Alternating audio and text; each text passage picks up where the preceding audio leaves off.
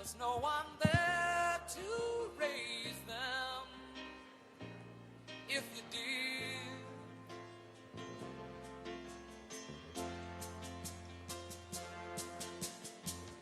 And all the science I don't understand. It's just my job 5 days a week. A rocket man,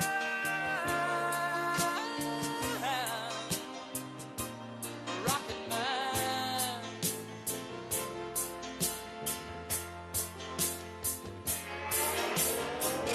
And I think it's gonna be a long, long time till touchdown brings me round again to find I'm not the man that think I am at home. Oh no, no, no. I'm a rocket man, burning out the shoes out there alone.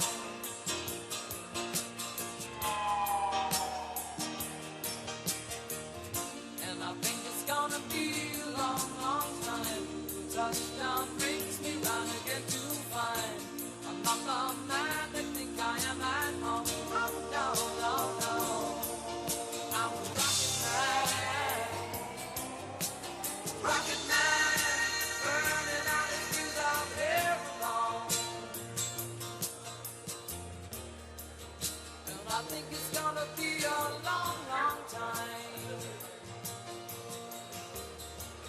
And I think it's gonna be a long, long time. And I think it's gonna be a long, long time. And I think it's gonna be a long, long time. And I think it's gonna be a long, long time. And I think it's gonna be a long, long time. And I think it's gonna be a long, long time.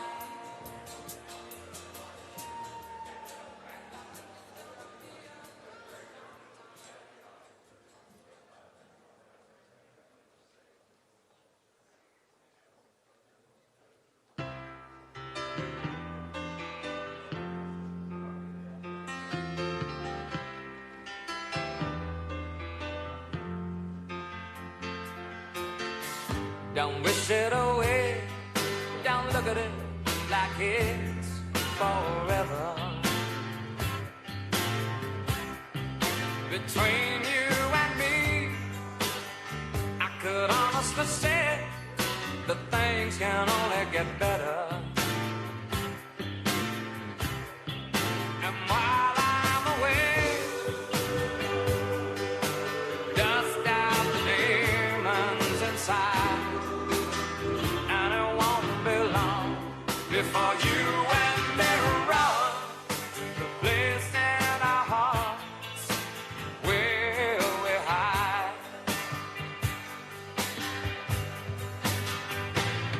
And I guess that's why they call it the blues. Time on my hands could be time spent with you, laughing like children, living like lovers.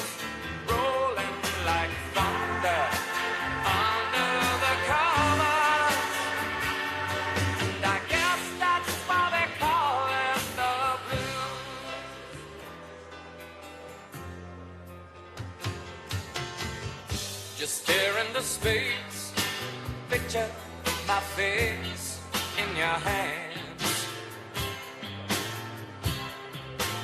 Live for each second without hesitation, and never forget I'm your man. Wait on me, girl, cry in the night if it helps. Mama, I simply love you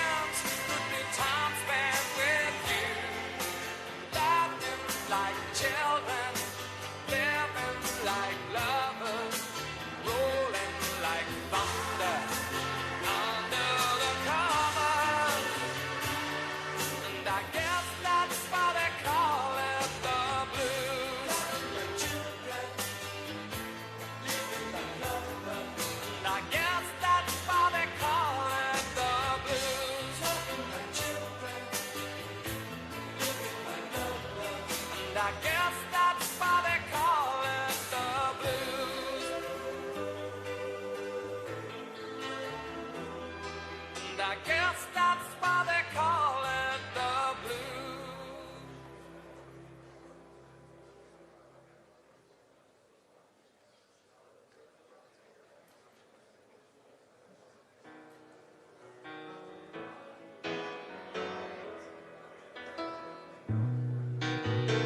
Goodbye, Norma Jean.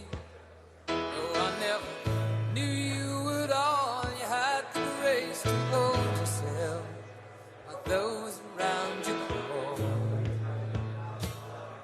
They crawled out of the woodwork and they whispered into your brain. They set you on the treadmill and they made you change your name. And it seems to me you lived your life like a candle in the wind, never knowing who to cling to when the rain set in. And I would have liked to know you, but I was just a kid.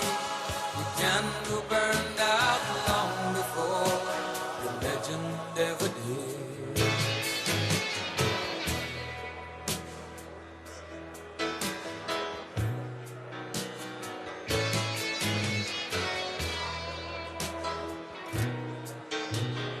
Loneliness was toughest role you ever played. Hollywood created a superstar, and pain was the price you paid. Even when you died, oh, the press still hounded you. All the papers had to say was that Marilyn was found in the news.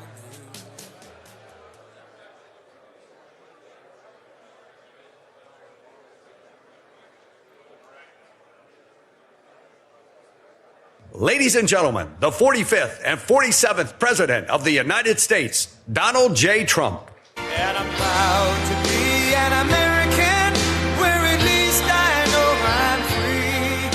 And I won't forget the men who died, who gave that right to me. And I gladly stand up next to you and defend her still today. 'Cause there ain't no doubt I love this land. God bless the USA. Thank you very much. I do love that song, but we got to get to business. I love that song, but I want to thank you all. You're special, special people. And I want to just say that, I announced I was coming over here, and I said, I love those Republicans, and I meant it. I said, except for maybe a couple I don't love. But the people in this room, I don't know if those couple are here. I don't know. I don't care if they're here or not. But we love you, and you've done an amazing job. You love the country. You're doing what's right for the country. And I want to wish everybody a Happy New Year, the most successful House Republican majority in decades. And we did it with not a big majority, right? That was not a big majority, but it's a unified majority, and it's people that know what it takes to make America great again. So together we had 12 months of unprecedented success in 2025, and now we're going to make history and break records with the epic midterm victory that we're going to pull off. It just doesn't seem to happen for people that win the presidency. It's an amazing phenomenon. You win the presidency, and we sure as hell are having a successful presidency, I will say that. But even if it's a successful presidency, it's been nothing like what we're doing. We had a very good day 2 days ago, too. But even if it's successful, they don't win. I don't know what it is. There's something psychological, like you vote against. You can win by a lot. We won every swing state. We won the popular vote by millions. We won everything. But they say that when you win the presidency, you lose the midterm. So you're all brilliant people. Most of you are in this business longer than me. That makes me smarter than you. Because look where I am, right? No, it doesn't. But I wish you could explain to me what the hell's going on with the mind of the public, because we have the right policy. They don't. They have a horrible policy. They do stick together. They're violent. They're vicious. They're vicious people, and they stick together like glue. They don't have a couple of the people that we have.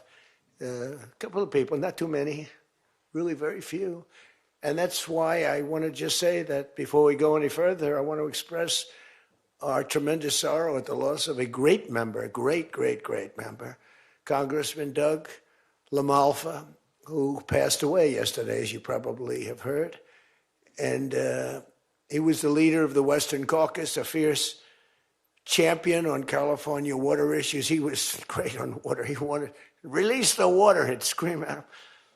And a true defender of American children. He was a defender of everybody. And our hearts go out to his wife, Jill, and his entire family. He voted with me 100% of the time.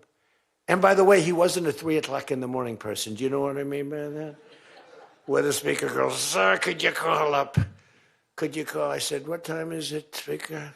Sir, it's 3 in the morning. Could you make a couple of calls? How many? 9.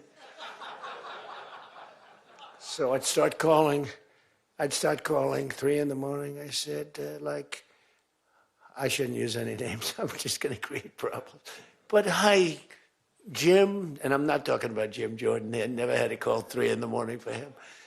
But I said, hi, Jim, how you doing?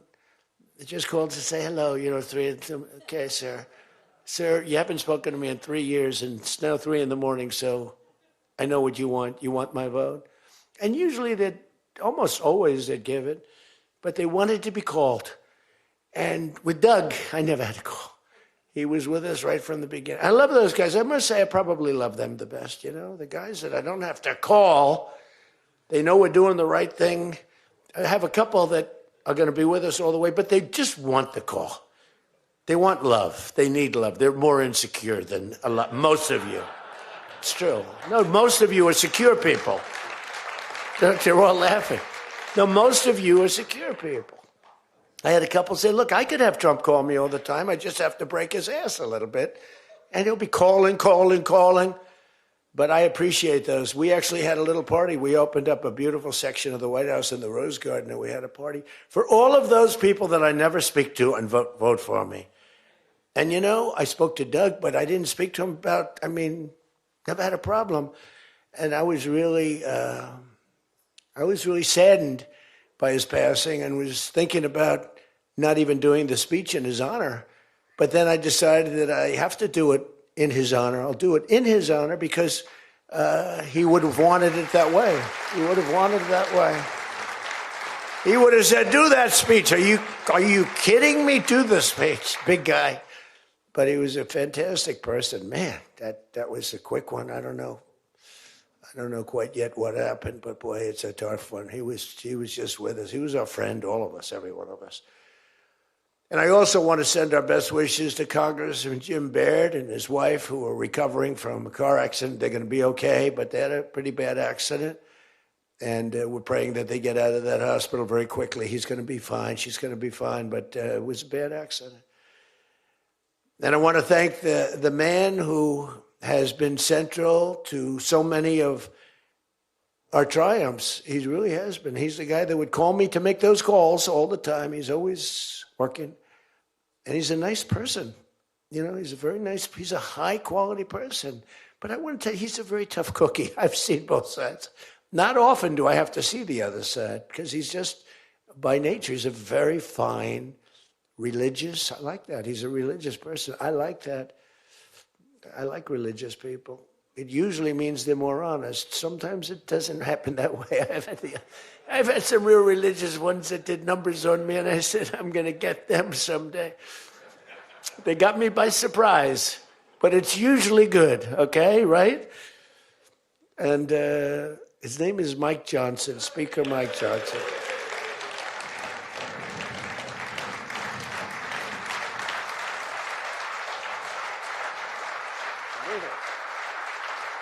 He has my complete and total endorsement. Stand up, Speaker. So, but it is true. A lot of times they'll say, I wish Mike were tougher. He's tough. He's tough as anybody in the room, actually. But can't be tough when you have a majority of 3. And now, sadly, a little bit less than that. I mean, a little bit less than that, maybe. But you can't be Trump. You can't, I want you. You know, you make 10 enemies, 20 enemies. That's the end of that, right? Everybody loves him. I would say there's one person he's given up on. I mean, I think he just gave up on this guy. He's so bad. He never votes for us. But no matter how good, he won't vote for us. There's a sickness there. You know, there's something wrong. You can have the greatest bill, the greatest for the country. Forget about for Republicans. Great, great, great for the country. I'm a no vote. We don't even bother calling him at 3 in the morning, do we? Huh? But I want to thank another guy who's as tough as they come, because he went through something that none of us have gone through. I went through a little shot, but I get that throbbing feeling every once in a while. But what he went through was incredible. And that Steve Scalise, he got hit hard. Where's Steve? Steve.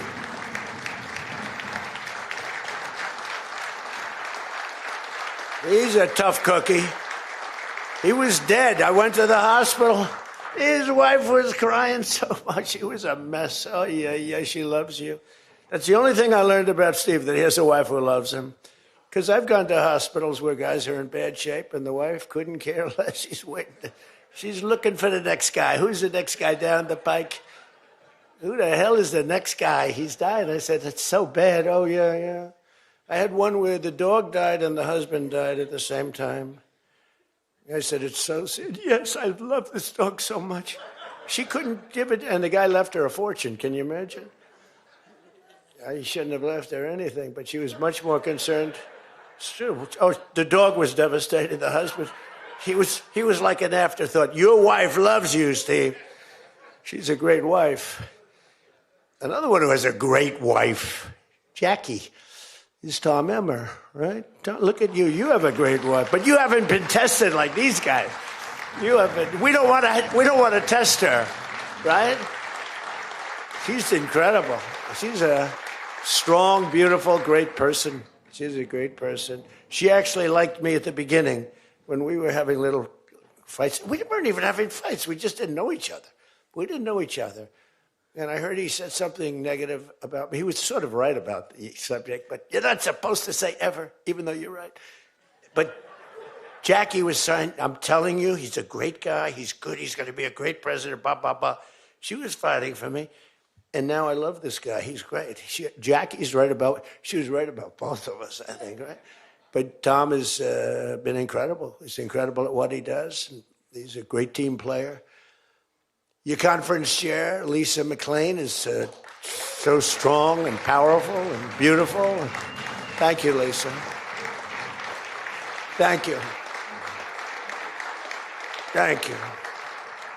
And I think their broadcast, we said we don't care if the press comes or not. So when I say that, that means that they're broadcasting all this, and I'm letting my feelings out because it's true. I feel that way about so many people in the room. I could say it about many of the people in the room. Some I don't know as well, but many of the people in the room. They're incredible people. You're incredible what you're doing.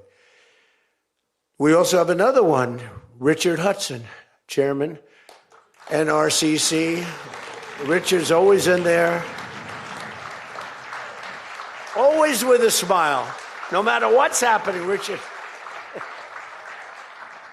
He always has a smile. He's just a positive guy, smart and positive. Thank you, Richard. Really appreciate it. You do a great job. Republican Policy Committee Chairman, Kevin Hearn. Kevin, where are you, Kevin? Thank you, Kevin. Thank you. Did a great job. Every one of you got to be proud of yourselves. And basically the entire House Republican Conference. It's been really amazing what you've done. And we're going to give you some ammunition today. I said, I'd love to make a speech. The Speaker asked me, would you make a speech? I said, sure. You think Biden would do that? Would you make a speech? What? First of all, people wouldn't ask him to make a speech because it never worked out well, right? Could never find the exits. You finish, look, stare here, stare there, stare here. You could jump off the front if you had to. No matter what he did, he got himself into trouble. So basically, they didn't ask him to, but if he did, it wouldn't be good. But it's good with me because, you know, we have so much ammunition. We have ammunition. The problem is the fake news. That's why I like being on. I'd much rather do live television than do non-live because, like, when they say, as an example in my speech, peacefully and patriotically to the Capitol, peacefully and patriotically. Do you know that the Unselect Committee didn't report it, that I said those words? Do you know that the news never reported the words walk or march peacefully and patriotically to the Capitol? Do you know they never reported it? It's a scandal. The Unselect Committee never reported that. They never reported that Nancy Pelosi was offered 10,000 soldiers, National Guard soldiers, whatever you want. No, I don't want them. And the mayor. The mayors were in writing. She was more honorable about it. But Nancy got caught when her daughter did a documentary. She's a documentariist. And she has her mother saying, it's my fault. I should have taken the soldiers or something. I saw that in the documentary. I said, whoa, this was a major story. Has she spoken to her daughter since that, you know? But they just, you know, they are vicious people, even on the attack. And it was an amazing military feat that took place yesterday. Think of it. An amazing military. The people are saying, well, thank you.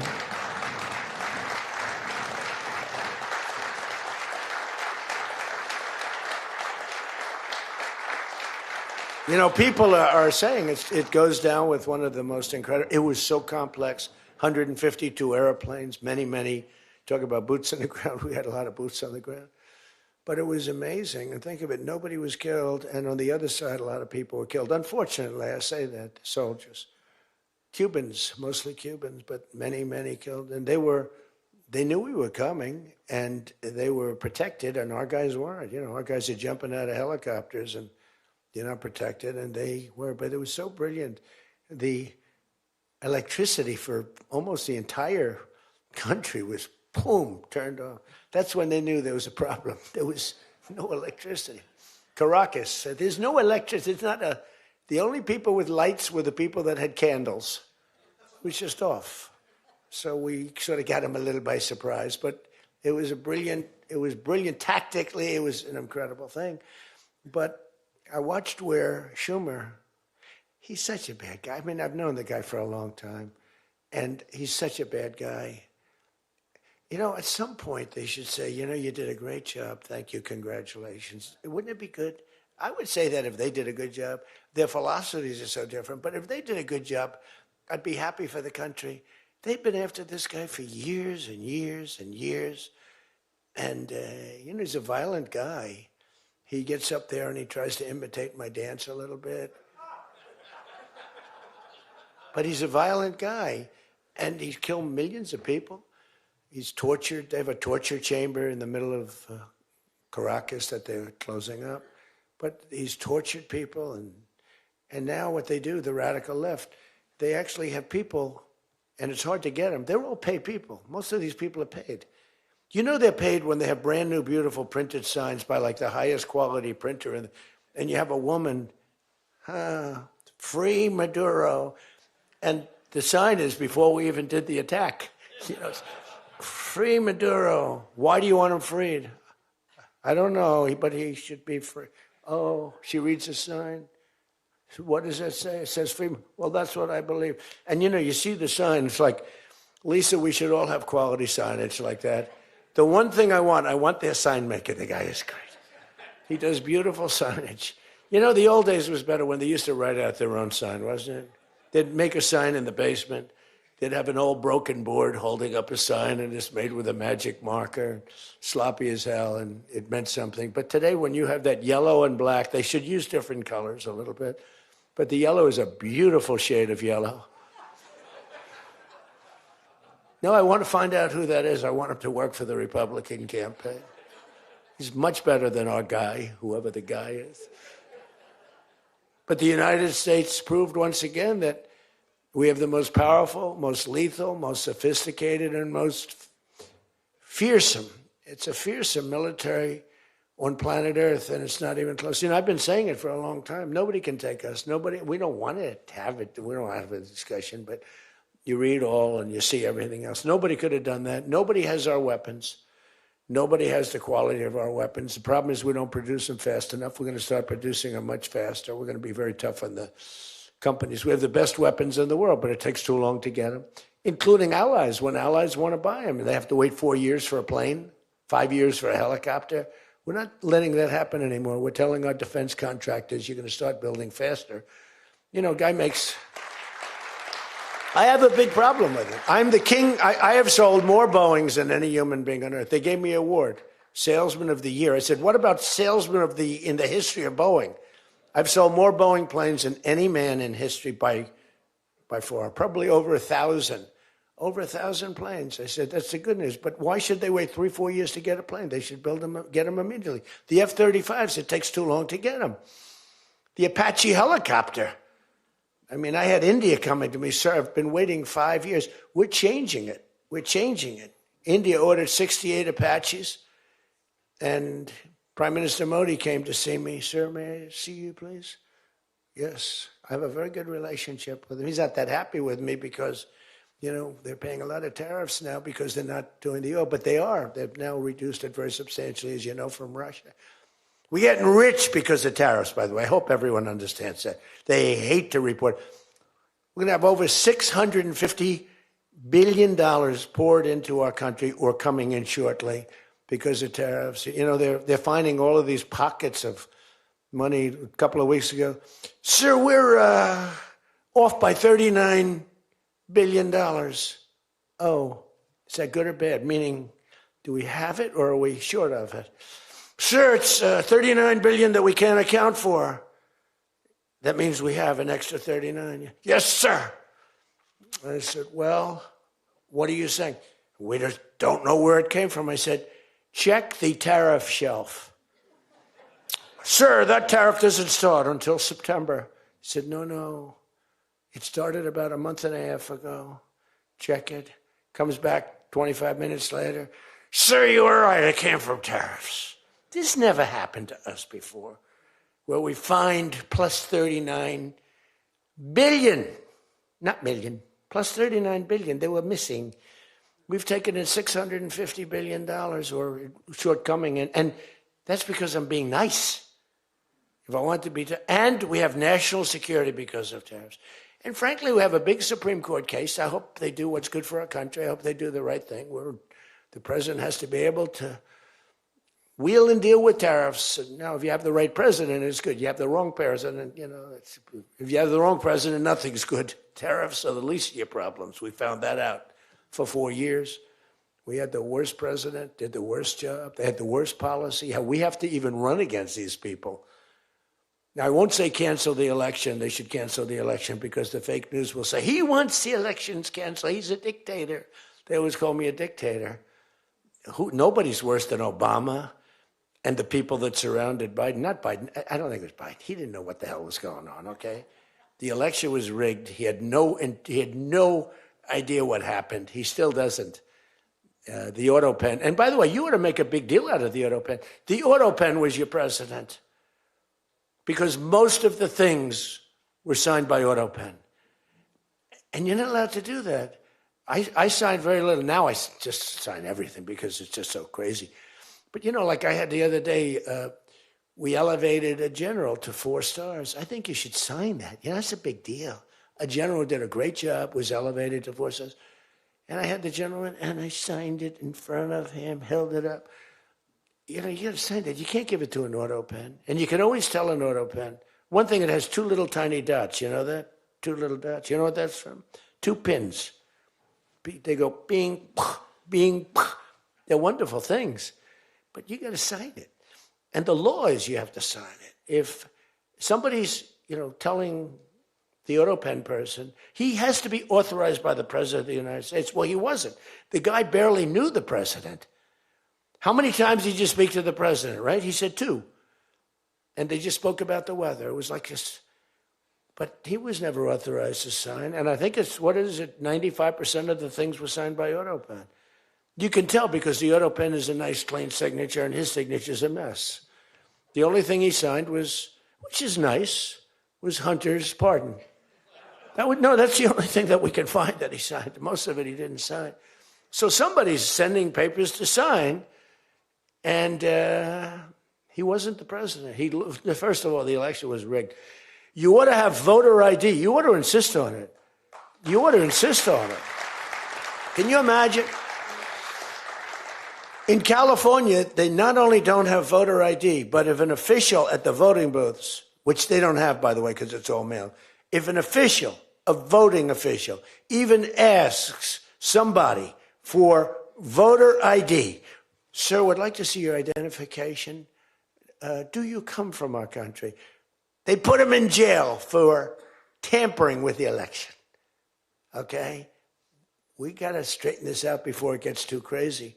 California is more corrupt than any place. California is more corrupt than Minnesota. And I won Minnesota. Well, Tom's going, I think so. Well, it's close. It can't be proportionately, probably nothing's more corrupt, right? We got to win something. Yeah, right. He says you got to win. I'll tell you what, I did great there 3 times. I was surprised 3 times. Those elections are corrupt. They got you 1 time, too. But I heard a long time ago, but they got you. But they got to straighten those out. But we have to have voter ID. And you know, when you confront a Democrat about voter ID, like in a debate or something, I said it a couple of times with Biden, and they're very embarrassed when they say, we want voter ID, voter identification. The only reason somebody doesn't want that is because they want to cheat. Our elections are crooked as hell. And you can not only win elections over that, and not only win future elections, but you'll win every debate because the public is really angry about it. And you ought to pass the SAFE Act, or whatever you're going to call it. Are we going to SAVE Act or the Save America Act? I think we're going to change the name a little bit. You're going to put that up for a vote? I think everybody in this room certainly should do it. And it's a bad vote for them because they're voting against things like voter ID and other things that are almost equal to voter ID. But when somebody says, no, we don't want voter ID, that means they're crooked. And the public understands it. You win elections with that. But I think it would be really important, Save America Act, if you would put that up for a vote. It's got my total endorsement. And all it is common sense things about the election. And they'll fight it like crazy because they cheat. That's the only way they can win. When you have policy so bad, when you have policy with men and women's sports, and they fight like hell for it. They still are. I saw the other day a person that you know very well, a congressman, was fighting like hell. And, you know, I was out the other day with somebody, and I was with an ex-football player. The guy was massive. His leg was like this. And a young woman who plays flag football. And she's very good, supposedly, as an athlete. She's smaller than this guy's leg. Okay? And if they were playing football together, he wouldn't even have to run. He could just keep walking. They couldn't take him down. You know, the guy, he can't even believe it. But there are so many. They had a race, a long-distance race. They had champion men, women, you know, one of those marathon deals. The man finished 5 hours and 14 minutes and 36 seconds sooner. He beat the champion woman by 5 hours.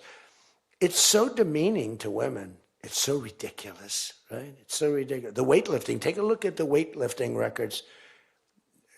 One record stood for 18 years, and it was broken by 112 pounds.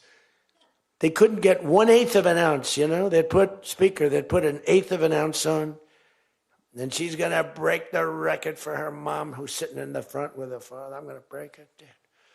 And she's out there. We're adding 1/8 of an ounce to each side. This record has stood, ladies and gentlemen, for 18 years. But she's going to do it. She's looking to get into the Olympics, right? And she gets up, and they put a little tiny thing like this, little tiny. And my wife, by the way, my wife hates when I do this. She said, she's a very classy person, right? She said, it's so unpresidential. I said, but I did become president. She hates when I dance. I said, everybody wants me to dance. Darling, it's not presidential. She actually said, could you imagine FDR dancing? She said that to me. And I said, there's a long history that perhaps she doesn't know. Because he was an elegant fellow, even as a Democrat, right? He was the attack by Japan, he was quite elegant. But he wouldn't be doing this. But nor would too many others. But she says, darling, please, the weightlifting is terrible. And I have to say this, the dancing they really like. She said, they don't like it, they're just being nice to you. I said, that's not right. The place goes crazy. They're screaming, dance, please. But the weightlifting, but no, the girl gets up. And you see, I want to be more, but I have somebody watching. I want to be more effusive. I want to really, But she gets it, and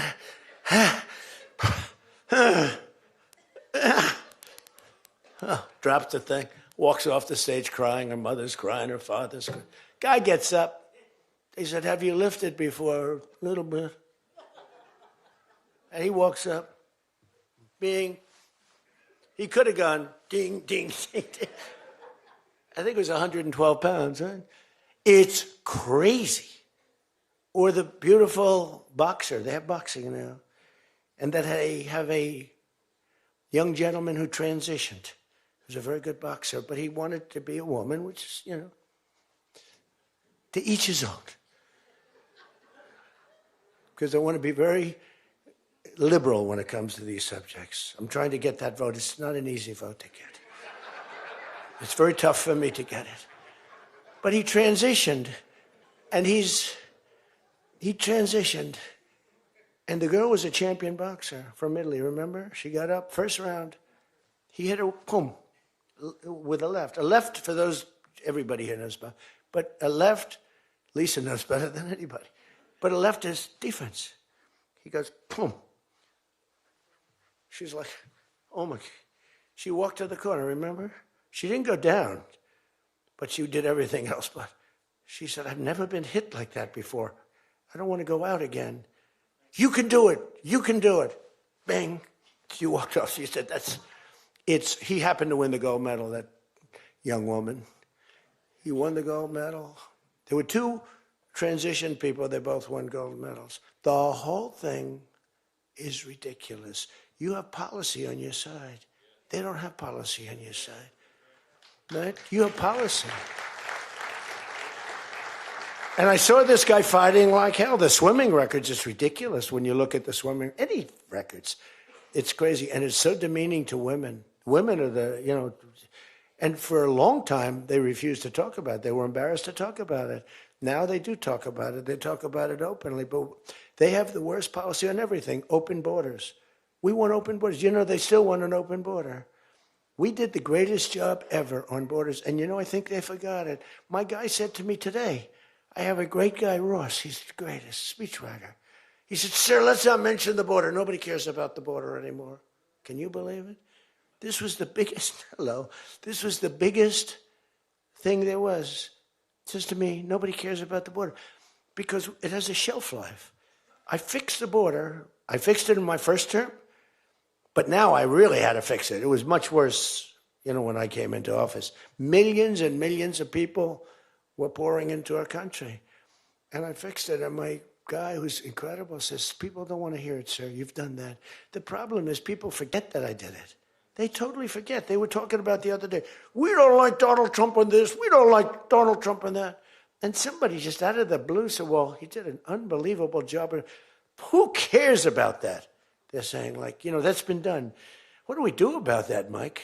Everything you do. It's almost like, what have you done lately is the way you have to run your life. In other words, I could have the most unbelievable 4 years, and I guess I'm not allowed to run. I'm not sure. Is there little something out there that I'm not allowed to run. But let's assume I was allowed to run. I could have, there's going to be a constitutional movement. No, I could have the most unbelievable 4 years. Everything was great, but in the last week, I made a little slip up in something, and you lose the election. It's like, so we can't let them forget that we did such a great job on the border. By the way, Venezuela, everyone, they're marching in the streets. I love it, except in New York. I mean, where they find these people? These people, they're not like, these people are a mess. I know it's not nice to say that. These people are a mess. Where do they find these people? They're the worst looking people I've ever seen. They got hats that are all frayed and all, they look like, they're all paid. They don't even know what they're talking. When the reporters don't interview them because they know that it's, the press is so anti. It's hard to believe the press could be so anti because it's all common sense. It's not, we're conservative, whatever. Doesn't matter. We're all common sense people. It's not even conservative, it's common sense. But the press has no credibility whatsoever. Think of it. I got 97% bad stories on one network, 93% on the other, and I won in a landslide. You know what that means? The press has no credibility. That's all it means. And we got to keep it that way. So I don't talk too much about the swimming, the weightlifting, the boxing. I don't talk about it. You know why? I want to start bringing it up about a week before the election because I don't want them to correct themselves. I don't want them to say, we've decided that we don't want to have men playing in women's sports. That'd be a devastating blow for us. Because that's, they say it's an 80-20. No. It's about a 98-2 issue. We've decided that we will not have open borders where the entire world, from the Congo, prisons from the Congo, these are extraordinarily tough people. These are people that make our motorcycle gangs look like fine young men. Okay? Our motorcycle gangs are wonderful people by comparison. No, they come in from prisons in the Congo. They come in from prisons from all over the world, but in particular Venezuela, Tren de Aragua. Tren de Aragua comes in, and Tren de Aragua, they say it's the worst gang in the world. It makes our gangs look like little sweethearts. It makes our gangs, you want to take them out to dinner, they're so nice. They cut off the fingers of people. One guy makes a phone call in Colorado. The governor stinks in Colorado. He's no control. So Tren de Aragua, they don't want to do anything about it. So ICE has to go in and take them out because the governor doesn't want to do anything. But they make a phone call. They've taken over my building. The landlord's calling. They took over his building. So the governor doesn't want to do anything. But he calls the police, the guy. They come in. Did you call the police? This is Tren de Aragua. We're talking to the man that owns the building. Did you call the police? Yeah. Boom, they cut off his fingers. If you call him again, the next time your hand comes off. Can you believe it? The guy's walking around, his fingers were cut off. And these are the animals that we're throwing the hell out of here. Washington, D.C. is now the safest city in the country. And you people know that better than anybody because you were, think of it. You're in Congress, you're respected people, you're afraid to walk outside. Washington, D.C. Now, we had a terror attack 4 weeks ago, and one person's looking down from heaven, and the other one is actually recuperating and going to make it, I think, but really badly hurt. Really badly hurt. Most positive mother I've ever. No, my son's going to be fine, sir. The mother was telling me that the night of the attack, I went just like I went to you. I spoke to this incredible woman. Sir, everyone's praying for my son. He's going to be fine. The doctors thought she was, just hoping against hope. There was no chance. And 2 weeks ago, he got up and started walking around. It's amazing, actually. So maybe some really bad. It looks like he could be okay. He's going to have pretty bad after effects. But that was a terrorist attack on people that are doing a great job. And it could have been anywhere. But we haven't had a murder. We would have, on average, 2 murders a week in Washington. I don't even like talking about it. Two murders a week in Washington, D.C. We haven't had one in 7 months. People can walk out now. You can walk down with your wife down to the restaurants, which are booming, by the way. I mean, if you go back to before I got in, and we did a pretty good job 4 years ago, but there was never this, in my first term. So when we were during the first term, we were pretty good, but, it wasn't like that big of an issue. It became a big issue because people were being mugged all over the place. We had a couple of people working in the White House that were killed. We had one guy waiting for his wife in a car. They said, "Get out of your car." He said, "Well, I'm waiting for my wife." They blew his head off. The wife is walking up to the car. Animals. And then they get angry when I say, "They're animals." Nancy Pelosi, "They're not animals, they're human beings." No, they're not. This is another thing. That's a 98-2 issue also. No, they're animals, and we've taken them out. We've took out over 2,000 people, brought them back to their countries from where they came, or they're in prison now in Washington. Because it's not just like, you have to take the bad ones out. 2%, 3% of the population causes 90% of the crime. Think of it. 2% of the population in Washington, D.C. causes 90% of the crime. So when you get rid of the 2%, we took out over 2,000 people, got them out of the country or in prison. Some were so bad that we didn't want to send them back to their countries because they'll come back in, even though it's hard now, but they're pretty smart. They're sick, but they're smart. But you're now living in one of the safest cities in the country. It's a great thing. You can walk to the restaurants. Restaurants are booming. New restaurants are open. They were all closing. You wouldn't have had a restaurant. And I don't know about you, but to me, those soldiers standing there look so good. I'm not going to feel safe walking down the street without them. I don't think you would either. Even though, we took out so many criminals, I just feel better. To me, they're beautiful. I look at these soldiers, and you feel safe. You feel safe. I don't think if we took them out, even if the crime wasn't much, it would definitely be more. We did a great job in Chicago. They don't want to talk about it. We, against all this slob of a governor, this stupid slob, the family threw him out of the business. He was a dope, and the Pritzker family. But they threw him out of the business. And the mayor, he's a low IQ person, extremely low IQ. We should give everybody, like, these competency tests, right? The cognitive, they call it cognitive. I'm the only president that went for cognitive. I think every president and vice president should be forced to take cognitive exams, mental tests, like, are they intelligent? Wouldn't it be nice? Do you think Walz could pass a cognitive test, as an example? Do you think Kamala could? I don't think Gavin could. He's got a good line of crap, but other than that, he couldn't pass. I mean, here's a guy who didn't want to have water coming down from the Pacific Northwest. Why? They have a little tiny fish, this big, it's a little tiny fish. Not doing well. You know why? No water. They're sending water. It's too much. It's killing the fish. So they cut it off. And then they have 25,000 houses burned down. They don't know why. No, I think, I believe in it. I'm the only one that took a cognitive test. I do, it's the worst. If I don't do a medical exam, because I've had times where I went longer, because I'm busy. If I don't do a medical exam, they say, Trump's not doing an exam. There must be something wrong with him. If I do the exam, they say, why did he do this? Why did he do this part of an exam? He did too much. There's something wrong with him. Do you remember there was a period, Mike, where I had 32 days in a row I did one press conference, 2, 3, sometimes 4. I do them behind the desk. I don't even just do it. I do press conferences. But I do many press conferences. So in 32 days, and then one day, just one day. This is 32 days in a row. Must be some kind of a crazy record. Then one day, do you remember I didn't do one? Because I took Kai, my very brilliant golfer, beautiful young lady who swings the club so beautifully. She's a great scratch golfer and loves playing. Grandpa, would you take me to play golf?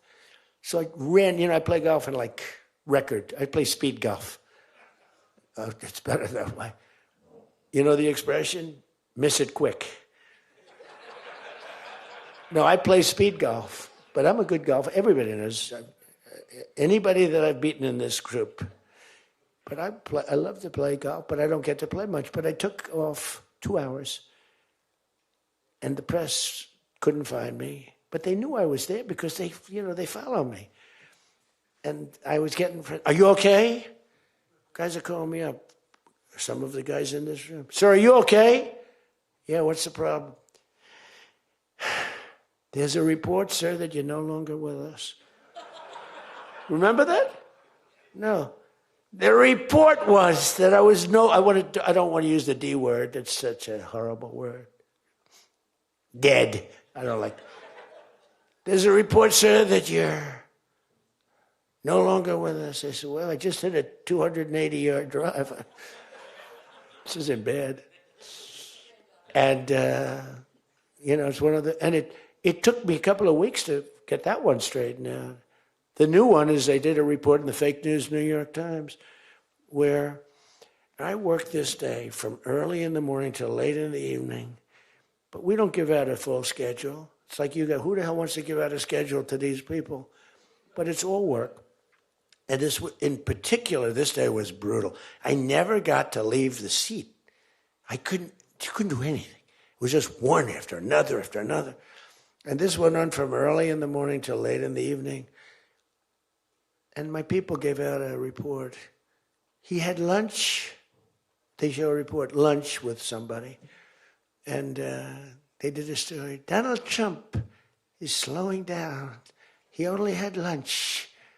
And then he went back up. And they said, that's malfeasance, whoever did, right? No, it's terrible. I was actually more angry with my people than I was with the New York Times. But they wrote a story. And it takes you a period of time to recover from these hits. And it's almost no matter what you do, but you have to keep a positive eye. But we have a fake press. We did a thing that's so incredible on medicine that nobody has ever done it, reducing favored nations, most favored nations. We reduced the cost of medicine at levels that have never even been dreamt of before. We should win the elections on just that thing if we did nothing else and went home, go home. We did favored nations where we're bringing down the price of a pill. As an example, in London, the pill sells for $10. In New York, it sells for $130. That's 13 times as much. Most favored is I want to pay what the lowest nation in the world is paying. Everybody knew about it, but nobody had the guts or the stamina to do it or the respect from other nations, but I do. And then you also had to get the drug companies. The drug companies were not easy, but they were much easier compared to the other nations. So the other nations used to tell the drug companies, we're not going to pay more. It kept it for years the same price. Everything, we just kept going up, up, up. And finally I had the drug companies and I said, listen, fellas, you can't do this. Can't do it anymore. I'm not going to let it. We're going to do it. And you're not going to do it. And I did things to them that were brutal. But I really found out it was the nations that were so tough. So when France was told that the pill will go from $10 to $30, it's a big increase, right? But it's not really. And that ours would come down from $12 or $13 down to $30. So theirs would go from 10 to 20 or 30. And ours would go from $13 down to, meaning $130 down to 20 or 30. So it's a huge drop for us. Now, depending on the way you calculate it, it could be thousands of percent down. It could also be 90% and 80%. You know, there's two ways of calculating. I don't know if you know. They said Donald Trump exaggerated. Now, there are two ways of calculating it. But calculate it at 80, 90%. But the other way is more accurate, like 900%, because that's what it really is. But there are two ways, but use, to be generous, 90%. There hasn't been a reduction in 28 years, except for the 1 year where I got it down 1/4%, and I had a news conference. I was so proud of myself. The drug prices, prescription drugs, are going to be down by thousands of points, thousands. On that one item, you should win this election. The New York Times barely wrote about it. The other papers barely wrote about it. Nobody even knows that the drug prices. Now, people will say, you don't mind if I don't read this crazy teleprompter, do you? Because, do you mind? Because I have, it's called standard. But these things are so important because you guys got to get elected. Because if you don't get elected, we have a country that's going to go to hell. So we can't play games. Ladies and gentlemen, the sun will rise tomorrow, and when it rises, we don't need this bullshit. We need to talk about favored nations. And your numbers are coming down at levels that nobody's ever seen. We inherited high prices. We inherited a mess. We inherited the greatest inflation in history. And you know what was knocking it down? The bad economy that we inherited. We inherited bad. We now have the hottest economy in the history of our country. We have $18 trillion being invested in the United States. You have, every one of you have car plants, AI plants, plants of all different types. Because of tariffs. I hope we get the good ruling from the Supreme Court. I only hope we do, because it's given us tremendous national security. So let me just finish up, because I weave. I love to weave. If you ever weave and don't come back to the point, then that's a problem. Then you say, but when you weave and you go here and boom, boom, boom, always coming back, then you're in good shape. But what's happening is, by doing what I did, we're getting numbers that are so low. But what did I do to the countries? I said, France, your health care for prescription drugs is going to go up triple. It's going from $10 a pill, just as an example. I called it the fat drug. You could say the fat drug, Ozempic. Ozempic is $80 in London, and it's $1,300 in New York. The fat drug. A friend of mine called me up. He said, what the hell is going on? A very rich guy, but I said, the fat drug doesn't work on you. Why are you even taking it? The drug has failed miserably, but he's a very loud, boisterous. He's not a bad guy, not a great guy. Smart as hell. But he's a very rich guy. This drug, he could have paid millions for it. It wouldn't have mattered. But he said, in London, I'm paying $80. In New York, I'm paying like many times more than that. What the hell is that? That's because of what's happened. Because the nations held us back. So the drug companies, I made a deal with them. You're going to do it? They said, whatever the nations agreed to. The nations were a bigger problem than the drug companies. So I said, you tell me they'll never agree, sir. I said, 100% they will.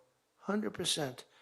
They said, sir, the smartest guy, Eli Lilly, Merck, Pfizer, all genius. They're all making numbers you wouldn't believe. The defense contractors are making more.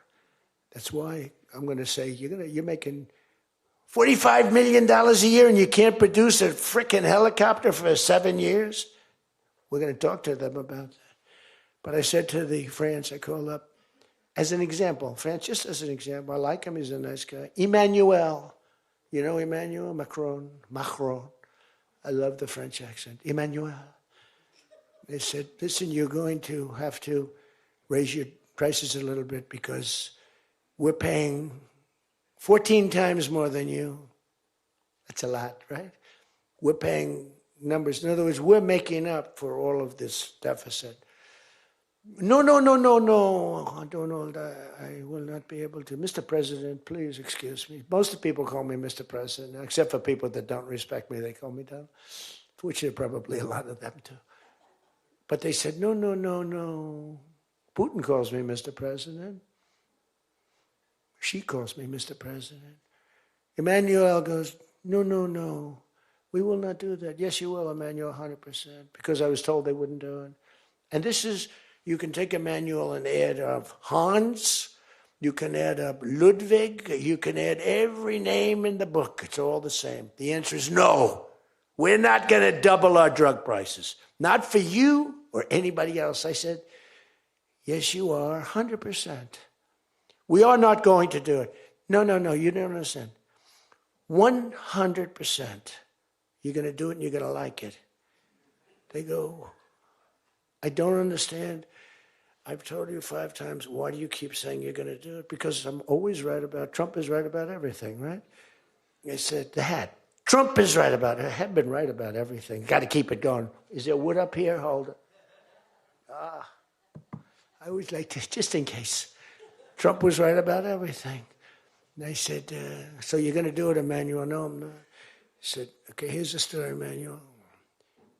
If on Monday you haven't agreed to every single thing that we want, I'm putting a 25% tariff on everything coming out of France, including your wines, your champagnes, and everything else. No, you cannot do that. I said, I can do that, and I will do that. Even for national security, I'll do that, but this is for medical security, and 100%. Now, let me explain. The tariff I'm imposing on you is 42 times more expensive than what I'm asking for you in return. So you can either have a 25% tariff added on to you, like I did with China on fentanyl. I put a 20% penalty tax on China, and it's drying up because the tax is far more than they make with fentanyl. But with the other nations, I said, you're going to do it. And you know what he said? You can't do that to me. I said, yes, I can. Don't worry about it. It's not going to be that bad. You just have to explain it to your people, your 39 million people, that, by the way, don't vote by mail. They vote on paper ballots. They tried voting by mail, and there was fraud all over the country. We're the only country that votes by mail, essentially. You know that, right? You know, Speaker, that's another thing. We're the only country that's stupid enough to vote by mail. Even Jimmy Carter's commission said, don't do it. But just to finish so that you won't say he wanders. Emmanuel said to me, Donald, you have a deal. I would love to increase my prescription drug prices by 200% or whatever. I would love to do it. It would be such an honor. Whatever you want, Donald, please. Don't tell the population. Please, Donald, I beg you. Every country said the same thing. No, we will not do this. Some were strong, some were very nice, some were rude. But they all said one thing, no, we won't. And within, I'd say on average, 3.2 minutes, they were all saying, we would be honored to quadruple our drug prices. So we would be honored to quadruple our prices if that's what you like. We want to make you happy. Okay. Therefore, I will not charge you a tariff, and you're going to increase your drug prices by 3 times what they were paying 2 days ago, right? And we have now favored nation. You think Biden could do that? I don't think so. Think Biden ever thought of it? Now, everybody's wanted favored nations, but everybody knew it was impossible to get the countries to agree to it because they wouldn't have done. And they've been doing this for 40 years or whatever it is. We were subsidizing the entire world. That's just one of the many things we're giving. But you should take that thing. That's going to save. Now, that also, when you add that to healthcare, your drug prices are much lower than what you projected. So we're going to reduce healthcare by a lot. One other thing. On healthcare, it's never been our issue. It should be our issue. We had a very nasty vote from a couple of people. I guess Collins, I guess Lisa Murkowski, and I guess a man named John McCain. Remember? Thumbs down. You remember. He said, I'm all for 10 years he campaigned. I don't want to be nasty, but for 10 years he campaigned on Obamacare. We're going to destroy Obamacare. We're not going to do it. And then we're going to terminate it. And then, it was a little surprising. We could have had health care, good health care. Obamacare is bad. And the people understand it's bad. And the premiums are horrible. But one thing I've learned a lot about healthcare. I found healthcare sort of like not of tremendous interest, but it was very important. And I made it of tremendous interest. So I made a statement a couple of months ago because I saw the numbers. I said, boy, because, I like to see what's going on. That's one of the reasons. By the way, we set an all-time record again today. We have the highest stock market in the history of our country by far, every single month. That's another thing you should camp. They like to demean that. The Democrats, well, that doesn't mean anything. That's just, no. That means jobs, and it means 401ks, because a lot of people have 401ks. And they have, hello, best lawyer in the room, the best, have 401ks, and they have 401ks like, I had a young policeman. I told this story twice, but it was the same thing. This was a recent case. I had a case years ago because I had a great economy. You know, we had the greatest economy in history during my first term. My first term was a tremendous success. But again, nobody wants to talk about that. We rebuilt our military. We did things that nobody could have done. We did a great job. This term is blowing it away. It's blowing every term. There's never been a president that had a year like this, especially a starting year. And we should win based on that too, all things.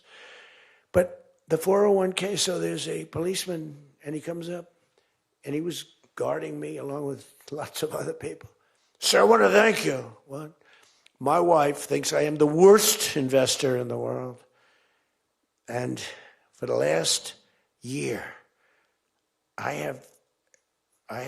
she thinks now I'm Warren Buffett. She said, you're smarter than Warren Buffett. You're a better investor than Mr. Warren Buffett, sir. I said, how's your 401k? It's doubled. It's going up. It's going up. I said, just relax. But 401ks are through the roof. Those are us. Those are the people.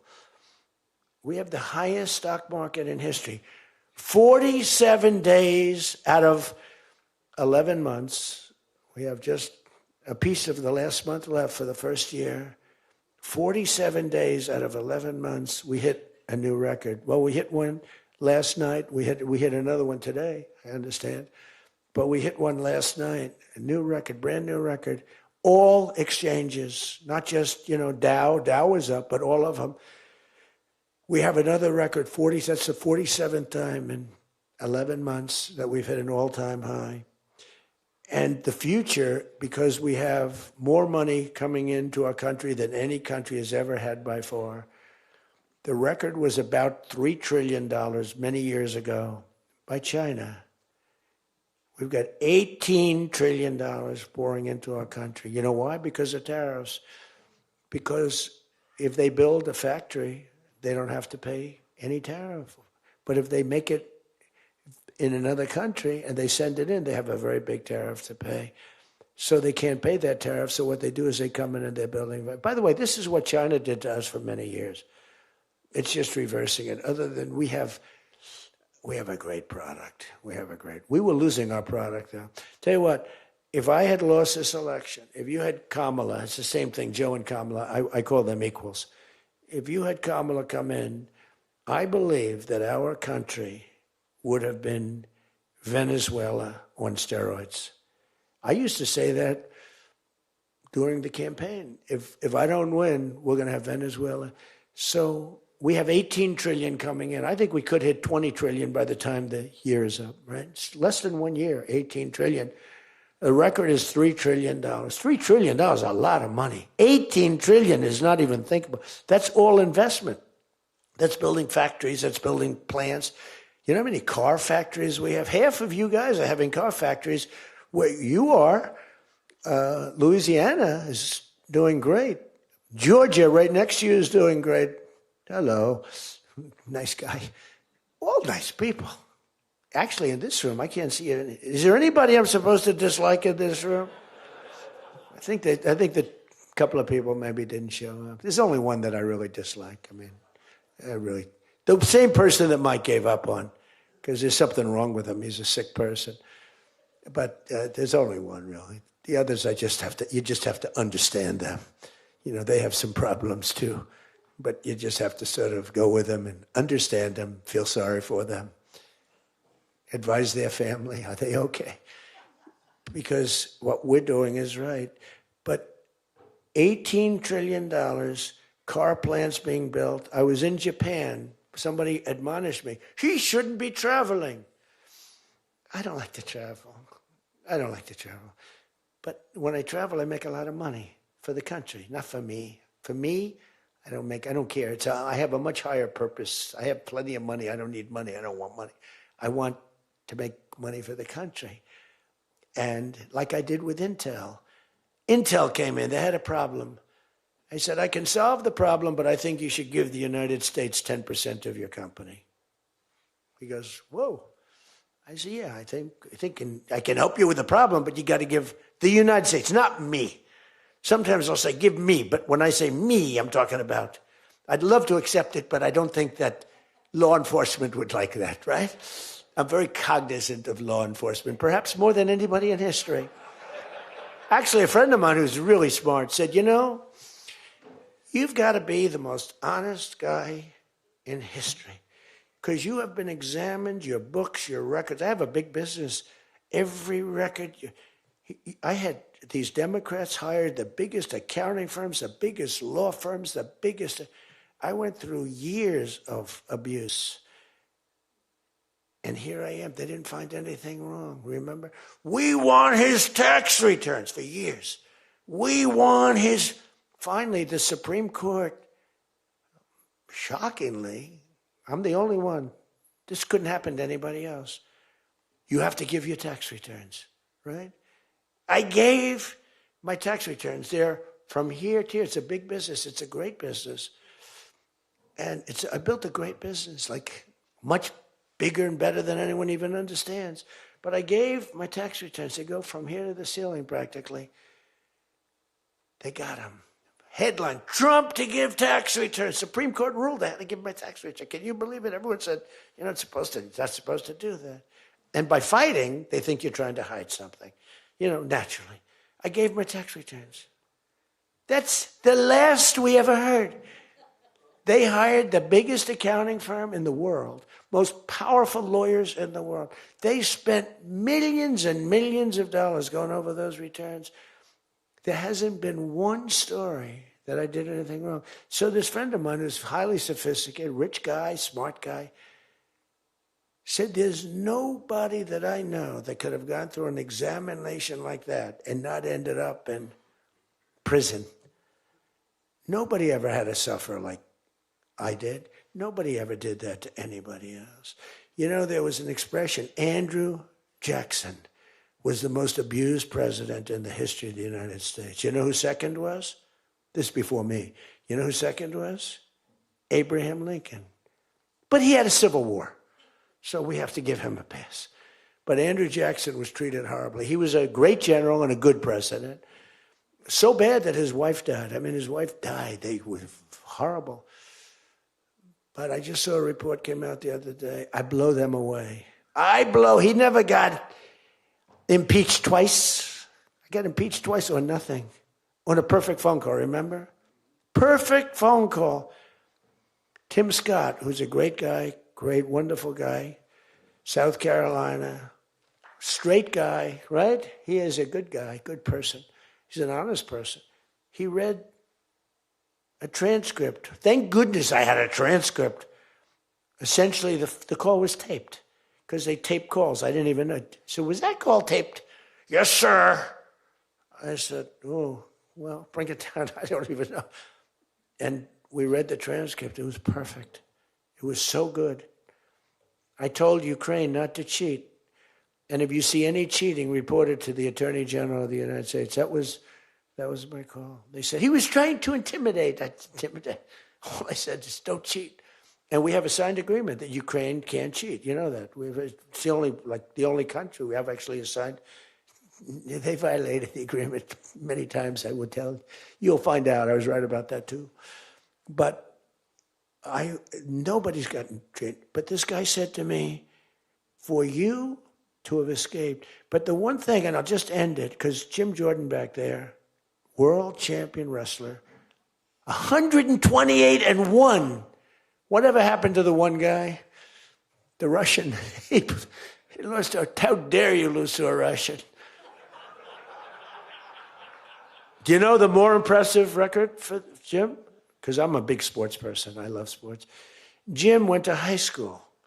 As in high school, he was considered like the top wrestler.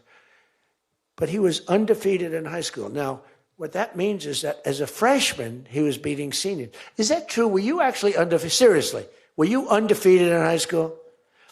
That means as a freshman, he had to beat seniors, Steve. Nobody could, because there's such a difference between a freshman and a senior. To me, that's more impressive than anything. But I'm also impressed with his fight. Now we have to close the deal, Jim. We got to close the deal. Close that deal. So, I respect. I saw Jim, and first time I met Jim, I looked at him and I said, tough-looking guy. But I noticed the ears, they were a little rough. They were a little bit of a rough. Some people would say a little cauliflower on that ear. They said, Jim, have you wrestled before? Yes, I did. Where? Was it Ohio State? Something like, he was an All-American at Ohio State. I said, yeah, I could sort of tell. I look at the ears and I can sort of tell. But have you had plastic surgery on your ears, Jim? No? Because they look better now than they did the first time. They've healed over the years. They've healed. Actually, now you're wrestling with probably much tougher people, the radical left lunatics, right? But anyway, so I just want to leave it by this. I want to say that you are great people. We have all of the policy. We have wonderful, just stay together. We got a few people that make life very difficult. They don't have that. I used to say they don't have a Mitt Romney in their midst. I mean, Mitt Romney was very difficult. You know, he was almost like, for them, he was on the Senate side. But we have a couple of people that are really bad. I mean, they're bad, but maybe they'll straighten out. Maybe somebody in the room can sit them down and straighten them out, because what we're doing is the right thing for the country. We're not Republican or Democrat. We're doing the right thing for the country. If you look at what we're trying to solve the healthcare problem. We're trying to get better healthcare at a lower price. I mean, that's a good thing, right? And the one thing I learned, and just in concluding, and I said it like a month and a half ago, and it was the number one thing in the country. Even the fake news covered it. They tried to put a negative spin on it, of course. I said, I read a story about insurance companies making a fortune. A fortune. Their stocks were up 1,700%. Who invested recently in a stock that's up 17? And that's because the money that they're getting from Obamacare is massive. And the government generally. That means they're making a fortune. And as soon as that, because I have a natural, I don't want to say it again, but I have a natural business instinct. I do. I've always done things. I've done some things that people said you're crazy and I made a lot of money with. I've done a lot of things that were good. I have an instinct, right? Somebody said, he's got the best political instincts of any politician in 150 years. I said, no, I don't. I really don't believe I do. I think I have good instincts. I have common sense. But they said that it was a very complimentary statement, but I don't believe that's necessarily right. But I do have good policy. I have good common sense. And maybe they wheeled that into instincts. And I did become president, so can't be that bad. And I never did it before. Don't forget, I ran for president. I had a politician telling me very strongly, they said, sir, I've run for office 20 times and I've won 17. And I know what I'm talking about. This was at the very beginning of my first time. I said, well, I've only run once and I won, but I won for president. He said, you got me in that one. He's actually sitting in this room right now, that son of a gun. He knows who I'm talking about. He was giving me a hard time, but he's turned out to be a decent person. Not the best in the room, but a decent person. He's not my favorite in the room, but he's decent. But we have one thing that's really strong. Uh-oh, it's a fake news. Pulitzer Prize, right, Doug? Pulitzer Prize. He got one for the bullet. He had the bullet, but he got how many Pulitzer Prizes? 3 Pulitzer Prizes, and all talented guys. These are great guys. I don't like the people back there. These are the ones that take the pictures. Make me look thin for a change, Doug. You're making me look a little bit heavy. I'm not happy about it. But one thing I did see and find out in the last 2 months, when you tell the people that we want the money to be paid to the people so the people can buy their own health insurance and health care, it's like And I just said it, and I said it because I read a story on the front page of a certain paper that I don't even mention because it's so stupid paper, it's so bad, it's gone so far off the Wall Street Journal, I don't mention it. I refuse to tell you that it's the Wall Street Journal. They've lost their way. This is not the Wall Street Journal of old. But I read a story on the Wall Street Journal, and it said that the insurance companies are making so much money. They weren't demeaning them or anything, and I guess as an investor, you're happy. When I read that, I said, wait a minute, they're making that kind of money, and they're making it because of stupid politicians, I hate to say, that we allow them to make it. If you guys can get in a room, because, we don't have that as one of our issues. It's the only thing they have. They're lousy at it. They came up with Obamacare. We tried to fight it. We almost had it won, but we didn't get 3 votes. We should have gotten them. But here's, you want to turn this thing, you work on favored nations, you work on borders, you work on all of the things that we talked about, but now you take the healthcare issue away from them, and they want to fight it. You know why? They're all owned by the insurance companies, and they cannot fight it successfully. There's nothing they can do. That's like almost the voter ID thing. When they try and fight, I watched a guy trying to explain why we shouldn't have voter ID the other day, and the guy was a fool. He looked like an idiot. This is the same kind of an issue. Let the money go in the healthcare account or however you do it. Let the money go directly to the people. Now, you have to be a little flexible on Hyde. You know that. You got to be a little flexible. You got to work something. You got to use ingenuity. You got to work. We're all big fans of everything, but you got to be flexible. You have to have flexibility. I came out with a statement. Let the money go not to the big fat cats in the insurance companies that made 1,700% over the last short period of time. Let the money go directly to the people where they can buy their own health care. And I'm not sure that I've ever said anything that was more impactful. I say a lot of things and have a lot of good ideas. And this was an idea that, the whole world went crazy. The whole country went crazy. The world went crazy with envy. If you can somehow do that, Mr. Speaker, Tom, all of you, Steve, if you can do that, this is going to be your issue. And the other thing is fertilization. They're trying to hit us on fertilization.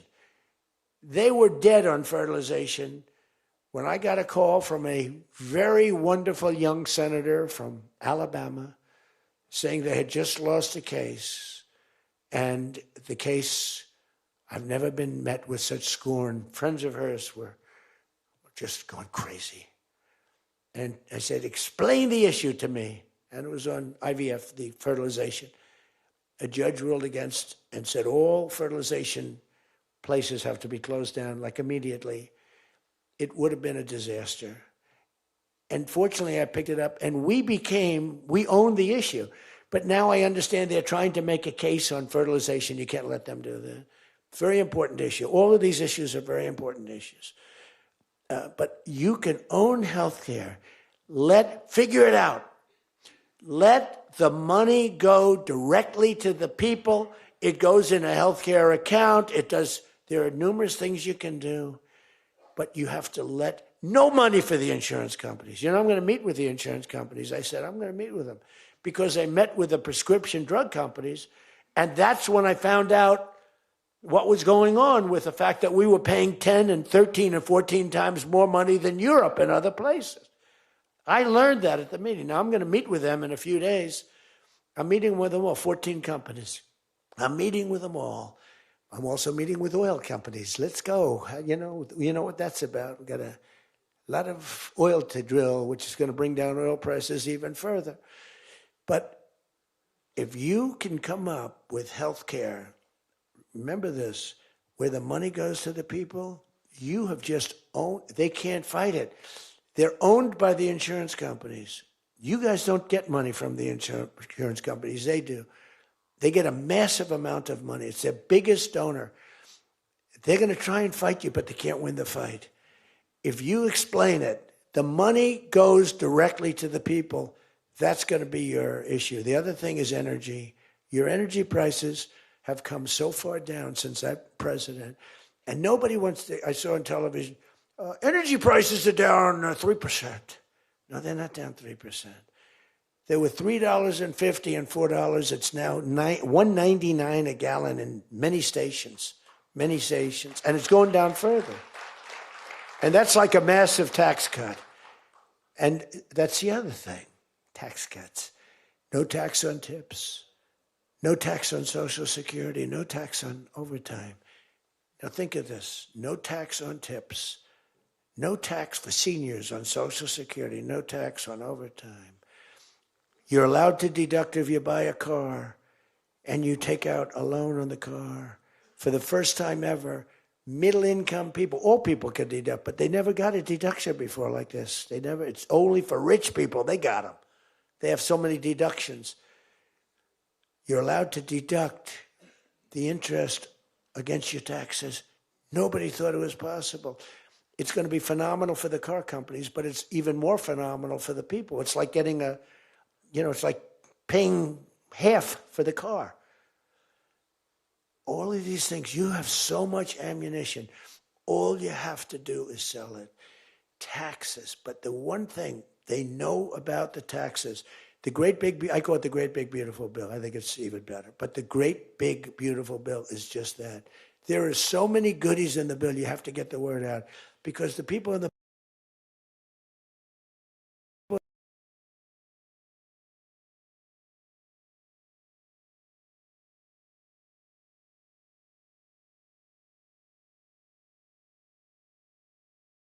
know you're doing well. If the lights are on, you got yourself a problem, okay?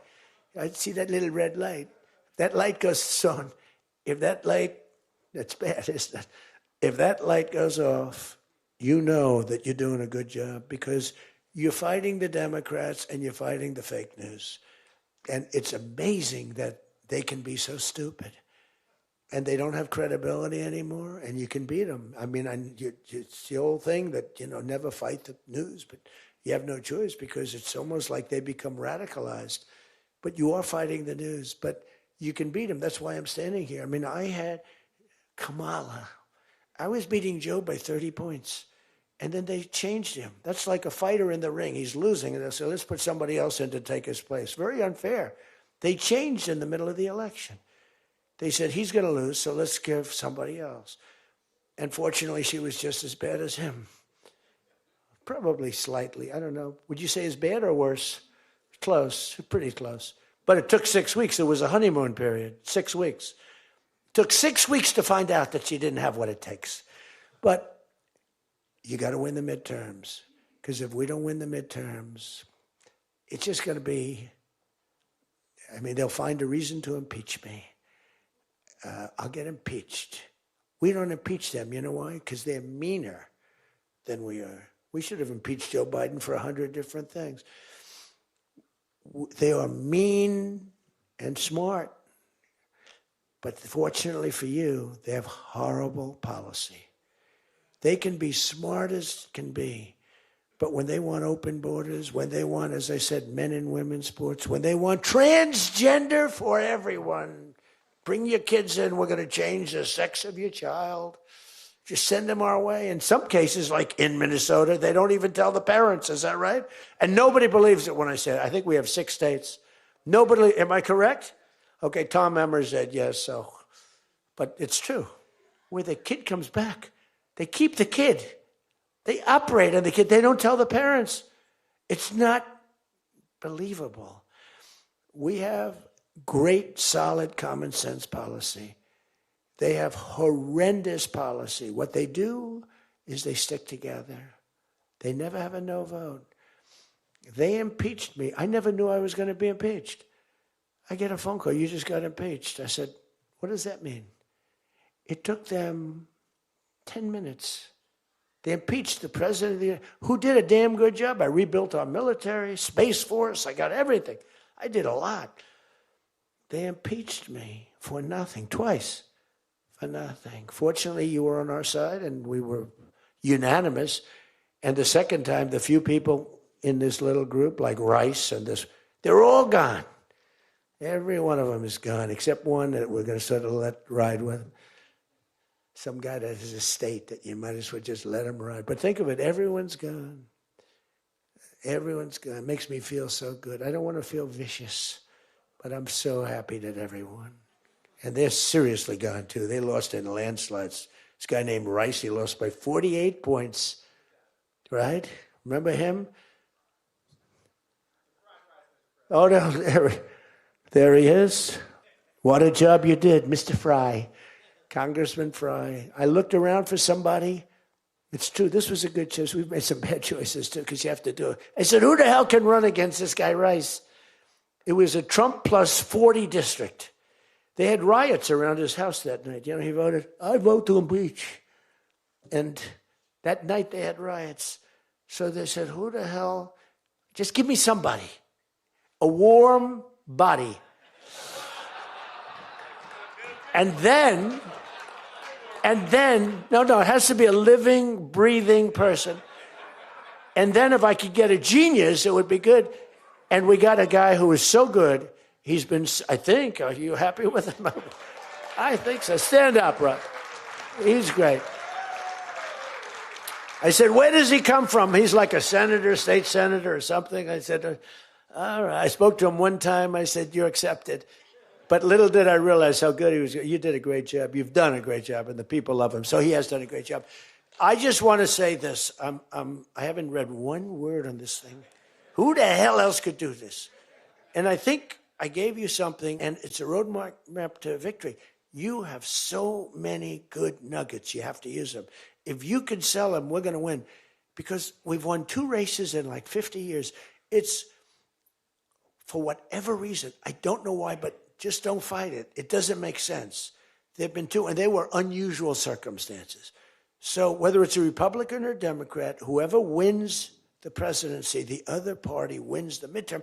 And it doesn't make sense because we've had the most successful year probably in the history. They say, and now you add what happened essentially yesterday, we've had the most successful first year of any president in history. And it should be a positive. And make it a positive. So with that, I leave you. I do. And I started by saying I love you all, and I'll end by saying I love you. You're amazing people. What you do for this country is incredible. And thank you all very much. Thank you. Thank you.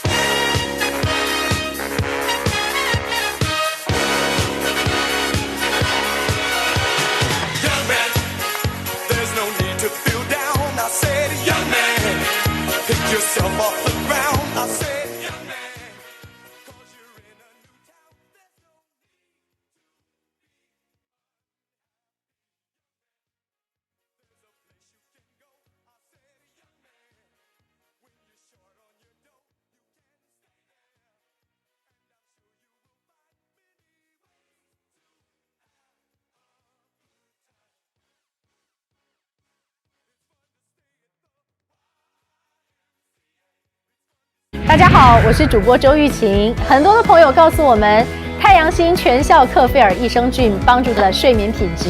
原版的太阳星全效克菲尔益生菌，它添加有超级食物羽衣甘蓝，健康再加分。而有睡眠困扰的朋友们，赶快选择蓝色包装这一款晚安加强版，绝对是更有感。每日克菲尔，时刻美好 ，Good Feel Good。请上快点购为健康下单，而且要记得输入推荐代码，有额外的折扣优惠。太阳星全效克菲尔益生菌基础版、晚安加强版新包装改版，内容不变，抽取更方便。要吃就吃最好的。